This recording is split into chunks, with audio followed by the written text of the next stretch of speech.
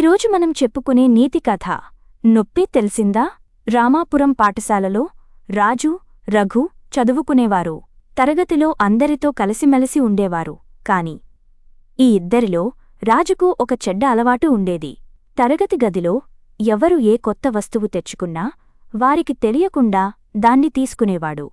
ఈ విషయం రఘుకు తెలిసి చాలాసార్లు రాజును మందలించాడు. అయినా రాజు తన అలవాటును మానుకోలేదు. ఒకసారి రాజు పుట్టినరోజున వాళ్ల మామయ్య అతనికి ఒక అందమైన పెన్ను బహుమతిగా ఇచ్చాడు. అది రాజుకు చాలా బాగా నచ్చింది. దాన్ని జాగ్రత్తగా బ్యాగులో పెట్టుకుని బడికి వచ్చాడు. స్నేహితులందరికీ చూపించి గర్వపడ్డాడు.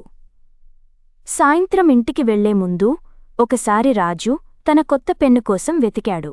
కాని అది బ్యాగులో కనిపించలేదు. రాజు కళ్లల్లో ఒక్కసారిగా నీళ్లు తిరిగాయి. టీచరు చెప్పి అందరి దగ్గర వెతికించినా దొరకలేదు.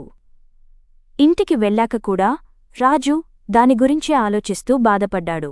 తెల్లారి బడికి వచ్చేసరికి రాజు ముఖం పాలిపోయి ఉంది. రాజును చూసిన స్నేహితుడు రఘు తనను పక్కకు రమ్మని పిలిచాడు. నెమ్మదిగా తన జేబునుంచి ఒక పెన్నును తీసి ఇచ్చాడు. దాన్ని చూడగానే రాజు ముఖం చిచ్చుబుడ్డిలా వెలిగిపోయింది.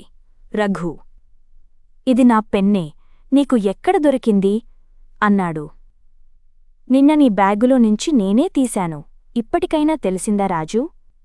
మన వస్తువులేవైనా పోతే మనం ఎంతలా బాధపడతామో, కాబట్టి ఇప్పటికైనా వేరే వాళ్ల వస్తువులను కాజేయడం మానుకో అన్నాడు రఘు.